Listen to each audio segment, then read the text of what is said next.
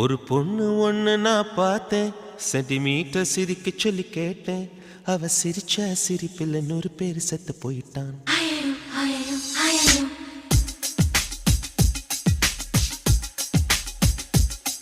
ஒரு பொண்ணு ஒண்ணு நான் பார்த்தேன், சென்டிமீட்டர் சிரிக்க சொல்லி கேட்டேன். அவ சிரிச்ச சிரிப்பில் 100 பேர் செத்து போயிட்டான். பாப்பு பாப்பு